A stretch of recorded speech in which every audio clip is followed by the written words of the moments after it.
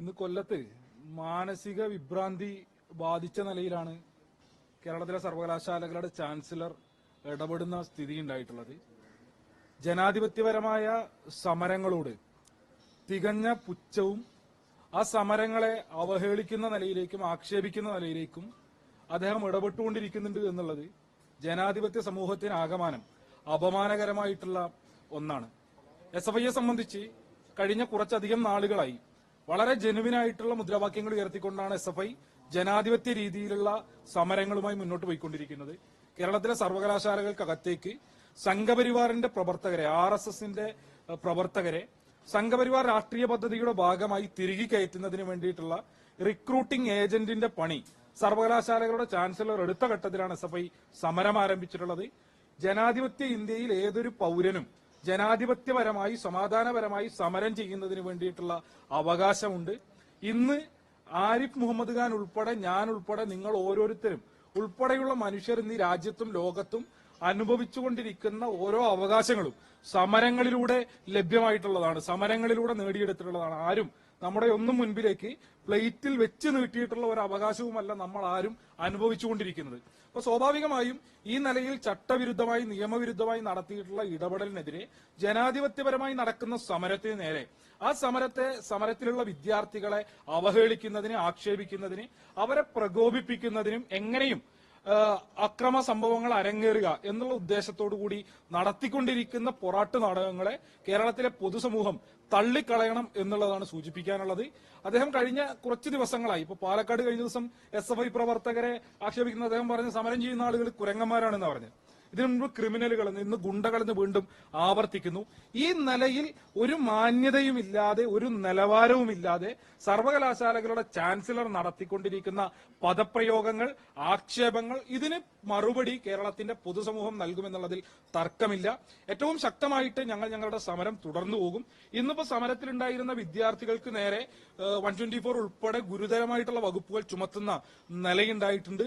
ഈ നിലയിൽ അദ്ദേഹത്തിന്റെ അധികാരം ദുർവിനിയോഗം ചെയ്തുകൊണ്ട് പോലീസിനെ ഭീഷണിപ്പെടുത്തുകയാണ്.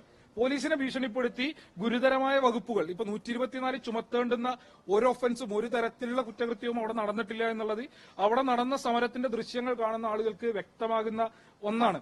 ഇന്നിപ്പോ സമരവുമായി ബന്ധപ്പെട്ട് സമാധാനപരമായി റോഡരികിൽ സമരം ചെയ്ത വിദ്യാർത്ഥികൾക്ക് നേരെ വാഹനം നിർത്തി എല്ലാ പ്രോട്ടോകോളുകളും ലംഘിച്ച് ആക്രോശിച്ച് തെറിവിളിച്ച് വിദ്യാർത്ഥികൾക്ക് നേരെ പാഞ്ഞെടുക്കുന്നതിന് വേണ്ടി ശ്രമിച്ചത് ചാൻസലറാണ്. ആ ഘട്ടത്തിലും വിദ്യാർത്ഥികൾ സംയമനം പാലിക്കുകയും സമാധാനപരമായി മുദ്രാവാക്യങ്ങൾ വിളിച്ച് തങ്ങളുടെ പ്രതിഷേധം അറിയിക്കുകയും ചെയ്യുന്ന നിലയാണ് ഉണ്ടായിട്ടുള്ളത്. എന്നാൽ തന്നെ ആക്രമിച്ചു എന്ന് കള്ളം പറയുന്നതിന് വേണ്ടി ചാൻസലർ, ഗവർണർ നുണ പറയാണ്.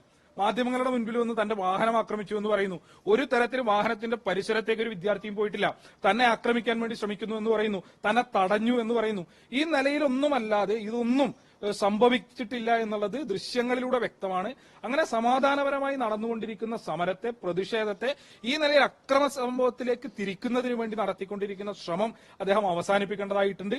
SFIയെ സംബന്ധിച്ച് എന്തെല്ലാം പൊറാട്ട് നാടകങ്ങളുമായി ചാൻസലർ ഇറങ്ങിയാലും ഞങ്ങൾ സമരം കൂടുതൽ ശക്തമായി മുന്നോട്ട് കൊണ്ടുപോകും.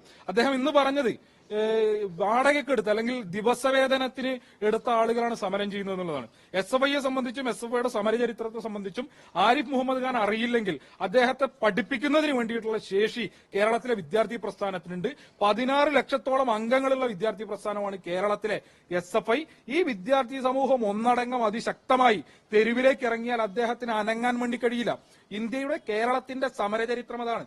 കേരളത്തിൽ ഇതിലും വലിയ തിട്ടൂരങ്ങളുമായി വന്ന SRCP ഉൾപ്പെടെയുള്ള ആളുകളെ മുട്ടുകുത്തിച്ചതിന്റെ സമരപാരമ്പര്യമാണ് കേരള സമൂഹത്തിനുള്ളത്.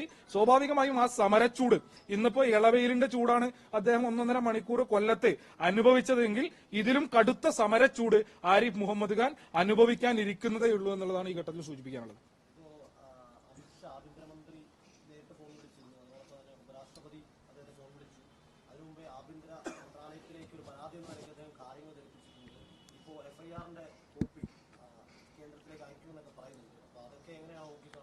അല്ല, ഏത് നിലയിലും ഇപ്പോ അദ്ദേഹത്തെ ആക്രമിച്ചു എന്ന് പറയുന്ന ഒരു നെറേറ്റീവ് ഉണ്ടാക്കുന്നതിന് വേണ്ടിയാണ് അദ്ദേഹം ശ്രമിച്ചുകൊണ്ടിരിക്കുന്നത്.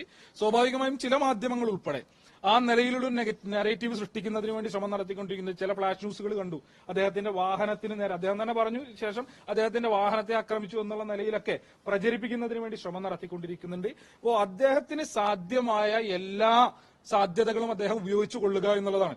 എന്തെല്ലാം ഉപയോഗിച്ചു കഴിഞ്ഞാലും ഈ രാജ്യത്ത് സമാധാനപരമായി പ്രതിഷേധിക്കുന്നതിന് വേണ്ടി, വിയോജിപ്പറിയിക്കുന്നതിന് വേണ്ടിയുള്ള ഓരോ പൗരന്റെയും സ്വാതന്ത്ര്യന്റെ അവകാശമുണ്ട്.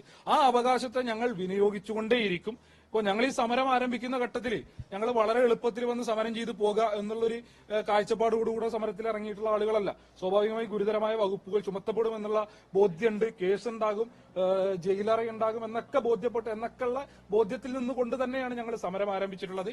ഇപ്പോൾ കഴിഞ്ഞ ഒരു മാസക്കാലത്തോളം ഞങ്ങളുടെ 7 പ്രവർത്തകർ ഈ സമരത്തിന്റെ ഭാഗമായിട്ട് റിമാൻഡിലായിരുന്നു. അപ്പോൾ തുടർന്നും ഏതെല്ലാം നിലയ്ക്ക് ഇപ്പോൾ കേന്ദ്ര സേനയെ ഉൾപ്പെടെ രംഗത്തിറക്കിക്കൊണ്ട് ഈ സമരത്തെ അടിച്ചമർത്താൻ വേണ്ടി ശ്രമിച്ചാലും ഞങ്ങൾ സമരം പൂർവാധികം കരുത്തോടുകൂടെ മുന്നോട്ട് കൊണ്ടുപോകും. കാരണം ഇത് കേരളത്തിന്റെ ഉന്നത വിദ്യാഭ്യാസ രംഗം നിലനിൽക്കണം, അതിനുവേണ്ടിയുള്ള സമരമാണ്. ആ സമരത്തെ എങ്ങനെ അടിച്ചമർത്താൻ ശ്രമിച്ചു കഴിഞ്ഞാലും പൂർവാധികം കരുത്തോടുകൂടി കേരളത്തിലെ വിദ്യാർത്ഥി സമൂഹം ആ സമരത്തെ മുന്നോട്ട് കൊണ്ടുപോകും. ഗവർണറുടെ ഈ സമ്മർദ്ദത്തിൽ പോലീസ് വഴങ്ങുന്നു എന്ന് തോന്നുന്നുണ്ടോ? തീർച്ചയായും ഇന്നിപ്പോ ഞാൻ നേരത്തെ തന്നെ സൂചിപ്പിച്ചു, ഈ നിലയിൽ ഗവർണർ അദ്ദേഹത്തിന്റെ അധികാരം ദുർവിനിയോഗിച്ചുകൊണ്ട് പോലീസ് ഉദ്യോഗസ്ഥരെ ഉൾപ്പെടെ ഭീഷണിപ്പെടുത്തുന്ന നിലയുണ്ടാകാൻ വേണ്ടി പാടില്ല. ആ ഭീഷണിക്ക് വഴങ്ങേണ്ടവരല്ല പോലീസ്. കൃത്യമായിട്ടുള്ള ഇന്നിപ്പോ 124 ചുമത്തുന്നതിന് വേണ്ടിയിട്ടുള്ള ഒരു തരത്തിലുള്ള അക്രമ സംഭവങ്ങളും ആ നിലയിലേക്ക് സമരത്തിന്റെ ഒരു ഘട്ടത്തിലും പോയിട്ടില്ല.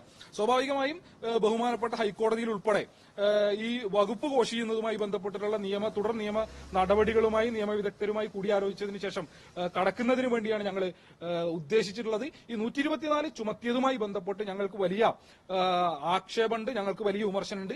ആ നിലയിലല്ല. കാരണം ഇപ്പോ ആ നിലയിലേക്കുള്ള അക്രമം ഉണ്ടായിട്ടുണ്ടെന്നുണ്ടെങ്കിൽ സ്വാഭാവികമായും ചുമത്താം. അത് ഉൾക്കൊള്ളുന്നതിന് വേണ്ടി, അംഗീകരിക്കുന്നതിന് വേണ്ടി ഞങ്ങൾ തയ്യാറാണ്. എന്നാൽ ഈ 124 ഇന്ന് ചുമത്തിയിട്ടുള്ളത് അത് ചുമത്തേണ്ടുന്ന ഒരു സാഹചര്യവും ഈ കൊല്ലത്തെ സമരവുമായി ബന്ധപ്പെട്ട് ഉണ്ടായിട്ടില്ല. അതിനെ ഞങ്ങൾ നിയമപരമായി നേരിടും. മറ്റ് തുടർ പ്രക്രിയയുമായി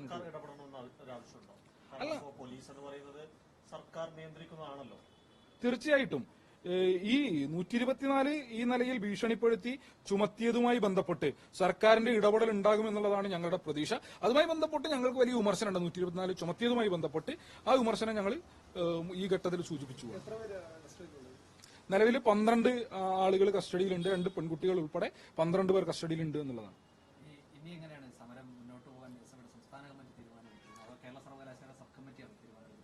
അല്ല, കേരള സർവകലാശാല സബ് കമ്മിറ്റി അല്ല, SFI സംസ്ഥാന കമ്മിറ്റിയാണ് സമരം ആഹ്വാനം ചെയ്തിട്ടുള്ളത്. ഞങ്ങൾ നേരത്തെ തന്നെ പ്രഖ്യാപിച്ചിട്ടുള്ളതാണ് കരിങ്കൊടി പ്രതിഷേധം തുടർന്നുകൊണ്ടുപോകുമെന്നുള്ളത്. ക്യാമ്പസുകൾക്കകത്തേക്ക് അദ്ദേഹം കടന്നു വരികയാണെന്നുണ്ടെങ്കിൽ ആ നിലയിൽ ക്യാമ്പസുകൾക്കകത്ത് സമരം ഉയർത്തി കൊണ്ടുവരുമെന്നുള്ളത്. ഈ സമയത്തും ഞങ്ങൾ കഴിഞ്ഞ ഒരു മാസത്തിന് മുകളിലായി ഞങ്ങൾ ആ സമരം തുടർന്നുകൊണ്ടിരിക്കുകയാണ്. നിലവിൽ സമരത്തിന്റെ രൂപം മാറ്റുന്നതുമായി ബന്ധപ്പെട്ടിട്ടുള്ള ആലോചനകളിലേക്ക് കടന്നിട്ടില്ല. ഉത്തരവാദിത്വപ്പെട്ട ഘടകം കൂടി ആലോചിച്ചതിന് ശേഷം അത്തരം തീരുമാനങ്ങൾ അറിയിക്കും.